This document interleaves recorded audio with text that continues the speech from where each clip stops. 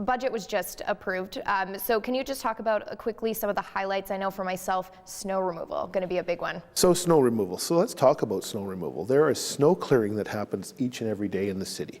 There's actually snow removal that happens downtown because we can't push it anywhere. In some of the neighborhoods and the areas, you'll see snow is pushed onto the boulevard, as it's called. There's a grassy area between the street and the sidewalk. We have that ability, but in the last 25 years in the development process, we went away from boulevards. We have nowhere to push the snow. So as people say, what are you going to do with the snow? We are going to let it get compacted, as we always have.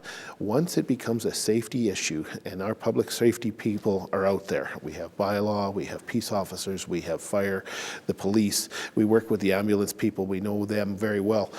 If they say we've got problems, we're getting stuck, we will address it. But if people can cooperate, and I remind people to shovel their snow onto their property, not onto the street, be their driveway or their sidewalk, you'll get a nice even pack of snow.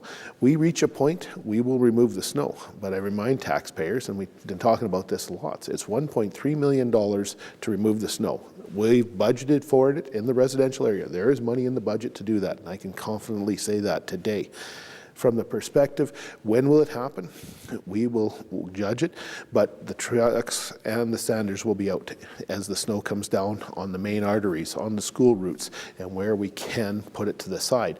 But people have told us very clearly they don't want us to push that snow that's on the street onto their front yard. So it is a bit of a challenge, but I'm really excited that it's there, and we're talking about it now before. You know, when the snow gets a foot deep, then we're going to have to talk again on the street. If that's what it ends up being, will just depend on what Mother Nature brings us.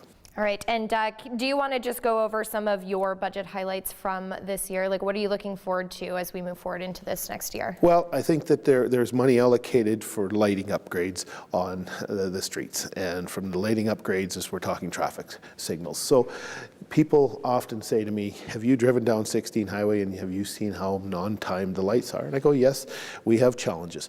So we've dedicated $750,000 plus to upgrading the traffic lighting system. May not be, there is some new traffic lights going up, but it's actually the control box. It's the items inside, the lights. It doesn't matter what kind of light you have up there.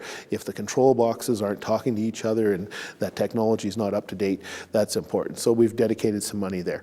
Another big item is $6 million that is subject to a federal grant to repave the airport runway. Because at the end of the day, it's very important that your runway, just like our streets, need upgrades. And it's at that point. So we'll continue to be lobbying the federal government for that. It shows on our city books because it is our expenditure, but it also shows a grant coming in. Without the grant, the airport won't get paved. We just don't have that kind of money. It's a federally approved airport. So those are things that sometimes people don't always see. We're going to continue to fix the water and sewers in the streets and the street repair that needs to be done. We're going to continue to enhance the parks. We're preparing for the Summer Games in 2020. That's going to be huge for our city. So there'll be some recreational upgrades being done. So, and at the same time, I think it's important to remember that there's always increasing costs. We are in 2 different collective agreements that are being negotiated now by the city with staff. So we did have a proposed tax increase. So basically what we have determined is we need 2.7% more money from the taxpayers than last year. How that comes, that will depend on assessment, and it may be, hopefully the assessment holds at its value. It will be basically a 2.7% increase in your tax dollars, both residential and commercial. Again, we'll see where that comes along, because the assessment process is a totally separate process, and we discuss this in council all the time. When do we say how much money we're going to spend? If we don't have a plan now, we can't move forward. So we've set a basic plan. We may have to adjust that plan, because I've heard very clearly from taxpayers, both residential and business, last year was a tough year. I admit it. We all paid more. The bottom line is we will do the best we can do to provide the services that this city keeps asking for and meeting the cost factors that we don't have control over in many cases. All right. Well, unfortunately, we are out of time, but I want to thank you for taking the time to sit down with us and discussing those hot button topics for us as we look forward to next year and what's to come for the city. Well, absolutely. You know, it's been a tough year, but we've made it through, and I think things continue to pick up just ever so slightly. We can hope the oil and gas industry and the agriculture industry are so important to our community. The oil folks have been challenged, and I know they'll continue to be challenged for a while, but we hope it's going to get better. And certainly agriculture is that bright spot. The harvest is in. We're so glad that the farmers got their harvest in.